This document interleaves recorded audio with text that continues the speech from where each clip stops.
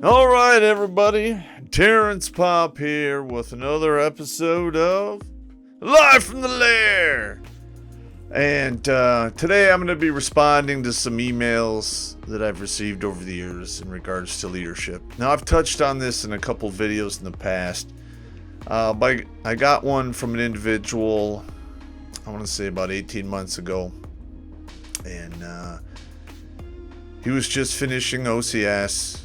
And he would, the way they explained it to me, he was in this like weird spot between what he had been taught for, his, how shall we say, during his college years. He was in ROTC.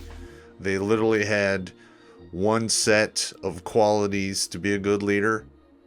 And then right around 18 months ago, while this person was, getting the finishing touches, before they get their butter bar and walk across the stage, get their lobotomy and their weird quirk, and move on to fuck up all kinds of people's lives. They're like, hey, Sergeant Popp, I understand you're out of the game now, but yeah, I really don't know what's going on here. Because this particular person literally, let's just say it was West Point. This was happening. I was trying to get around that, but I can't. But apparently about 18 months ago, West Point started doing a lot of this white supreme pizza crap.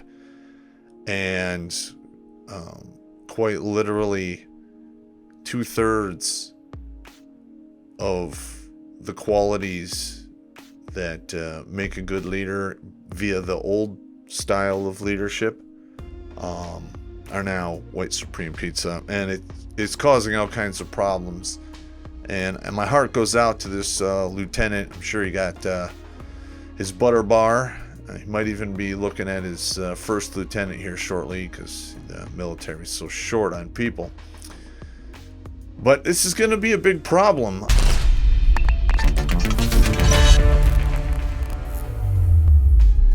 Are you the kind of person who's run out of feelings to hurt? Yeah. Wah. Wah. Then we have the Redonkulas swag for you. And we have multiple locations where you can get it. Go to the Stream Elements store or Crypto Fashion and embrace your inner fat punisher. Because after all, There's a little bad pop in all of us. Even your mother. shirts, stickers, mugs, and hats are on sale now. Your support helps keep us independent from big tech and keeps this life-saving train on the tracks. Links are in the Meat Gazer box. One of the main reasons for the problem is this. If you look back when, right before World War II and Stalin was, cracking down and literally wiped out, almost his entire seasoned officer corps, and then went to a new bunch of yes-men officers who quite literally got their fucking shit pushed in the Finnish War. And for the first 18 to 24 months of World War II, the only way they really survived was because of our logistics and our equipment we sent them, and their ability to run just countless people into the meat grinder. All right, that is bad leadership right there. Now, I myself, I was born with leadership qualities and charisma from the get. All right. I chose to go in the military because of circumstances. I was from a single mother home. There was no money for college. And let's face it, back then I wasn't going to get accepted at anywhere good with a 2.51 GPA. So there you go. And once I got there as a E1, I was, exposed to my platoon sergeant, and, he seemed pretty competent. He was a Vietnam vet. Had like 2 teeth in his head.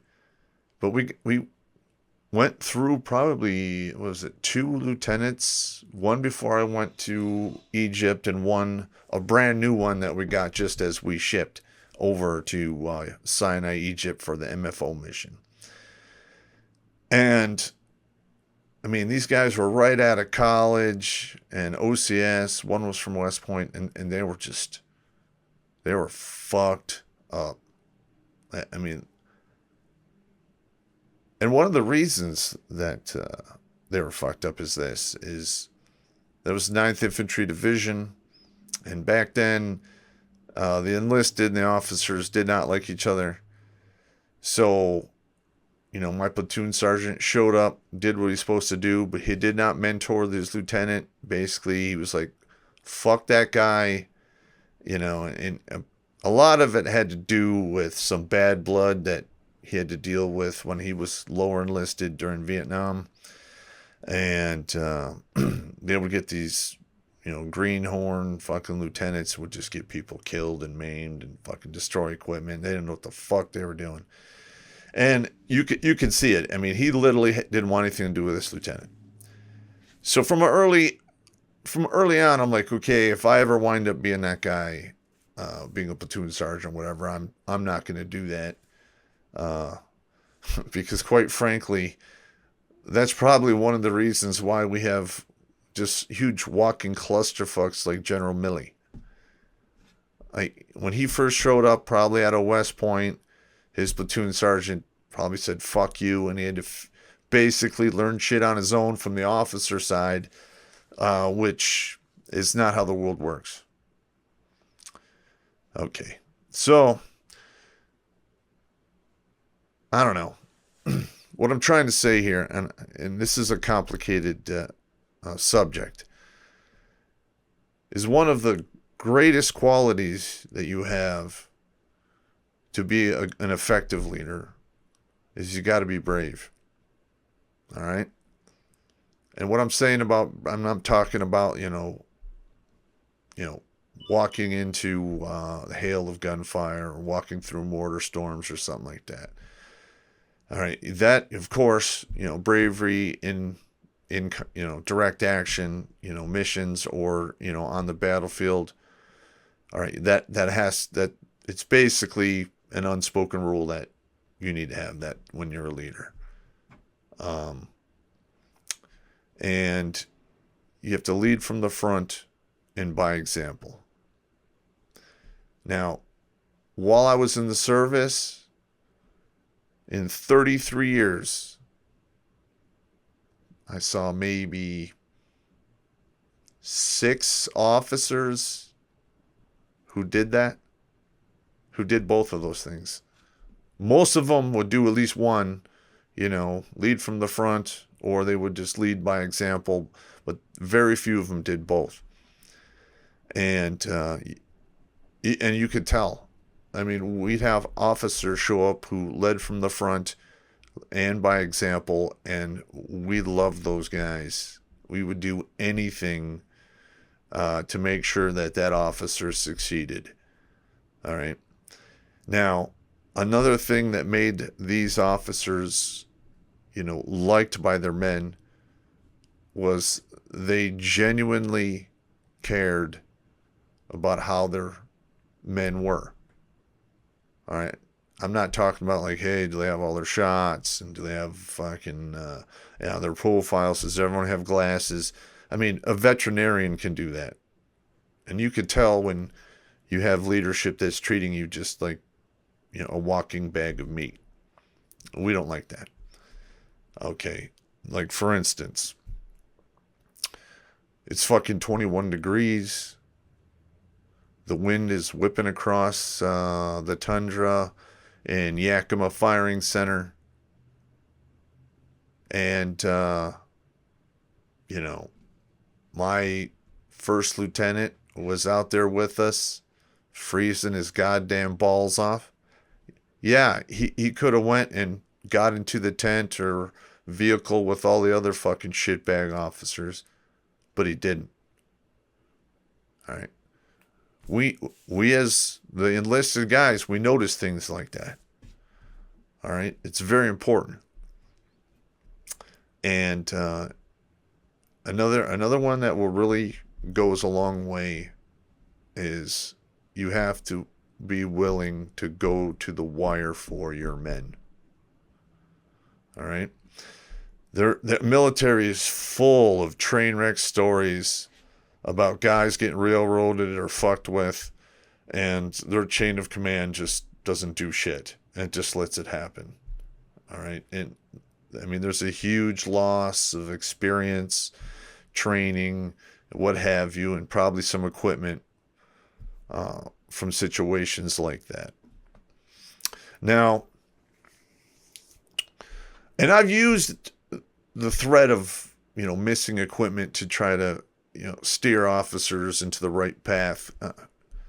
And I don't understand what is taking place, and I noticed it probably about 15 years before I retired, while I was still in, that the amount of officers that were now coming into the service, there was more and more yes men.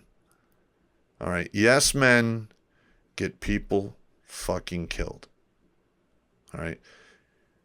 If you are in command and you have junior commanders and all of them are yes men and they're telling you what you want to hear, you are literally going to be walked off a cliff with a blindfold of good intentions. I've seen it. Now, if you are lucky enough, you're an officer and you have that one NCO who's not afraid to go, hey, this is fucked up. We could do this better, or people are gonna die. I was that guy that's willing to tell you the fucking truth. Don't bust his fucking nuts for it. All right? Be grateful you have a guy like that in your ranks. All right? Because there's a lot of yes men in the enlisted ranks as well who blindly follow whatever they're told, and quite literally they die because of it. So, I don't know. I mean, lead from the front, by example, care about your men, be willing to fight for your men, and suffer the same, successes and failures as they do. All right. Now, I pretty much covered all that. I did all of those things myself. All right. And the way it was explained to me in the last 8 years of my service was that I was too old to fight in war anymore, but I was still young enough to mint the broken leaders into something a little better. And that's what I tried to do. For instance, we got a new first lieutenant, and his billet was the OIC of the motor pool and maintenance facility.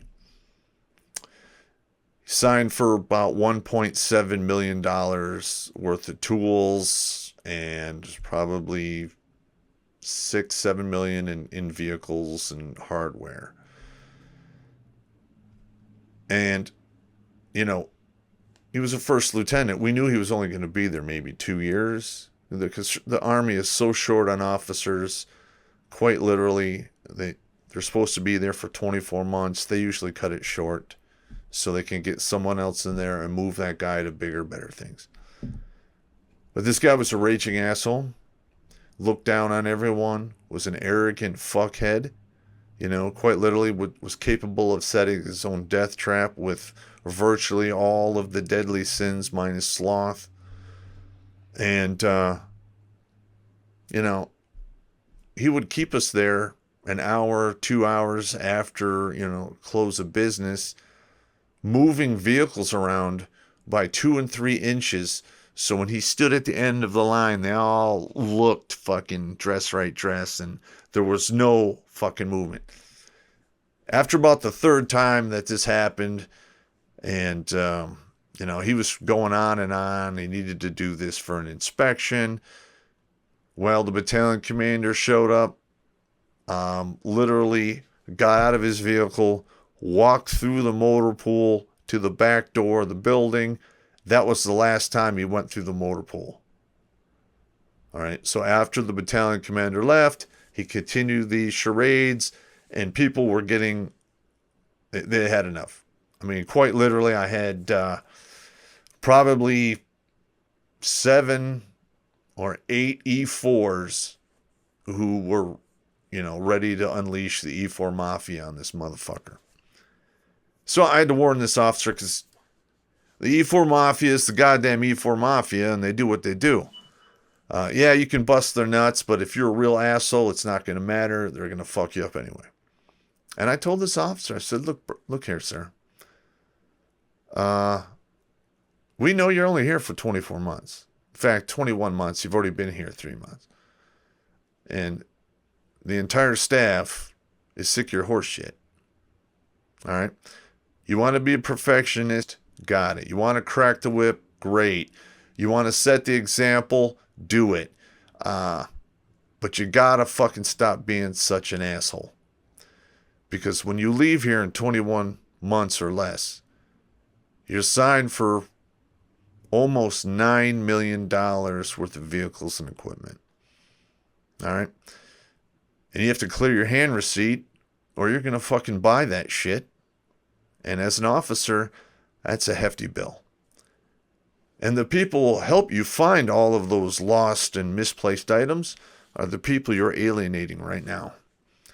All right? So you have to ask yourself a question here, sir. Do you want it to go smooth when you leave? Or do you want to, pull teeth and get your ass kicked over your head and get stuck with the bill for a whole bunch of mission shit because, quite frankly, those dudes hate your guts. That's not a good place to be. All right? Now, another example. When I went to Iraq, my commanding officer, Major Worthless, I'm not going to say his name here because, I don't want to get sued. I'm sure he's watching. Fuck you if you are, sir. I hope you fucking die of bone cancer and you suffer for decades. All right. Sorry, I just had to say that. But this motherfucker was so fucking incompetent. I mean, I just couldn't believe it. I mean, the guy was a Ranger School graduate, airborne graduate. I believe he was air assault. I mean, you would figure if he was a captain in the regular army and made it through Ranger School, and he showed up and then as a 03 promotable. And goddamn, I mean, it was unbelievable. And the first sergeant that we had at the time, who was later relieved and kicked out of a war zone for bigotry and troop abuse, was nothing but a yes man. And quite literally it was like Tweedledee and Tweedledum. And they were willing to work people to the breaking point, send people into harm's way with broken weapons, not enough fucking ammo. I mean, no communication gear or night vision. And, they're all on board for, falsifying training records, which just no fucking way I was going to put my name on that. And then, the first sergeant, got relieved. And since I was the next in line, E8, I was it. And they made me the first sergeant. And quite literally, for the rest of the time I was in Iraq, I had to do 2 people's jobs. I did his job and I did my job. All right? And, I'm literally signing memos, writing op orders, sending emails to my different platoons and teams all over Iraq, getting status reports, making sure they're getting the right intel. And the whole time, I mean, he was just fucking off at the pool at Victory and going to go eat at the General's Mess and fuck that guy. And I really hope that the guys that were with me,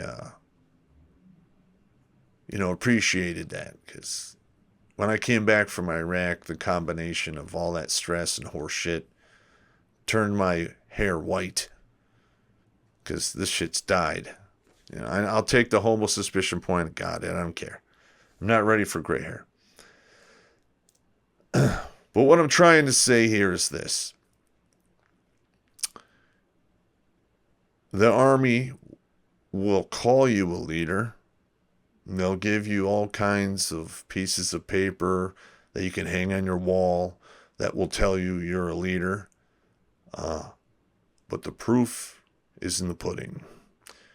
And when the shit hits the fan, who are the men looking at? Because that's the actual leader. And that was always me.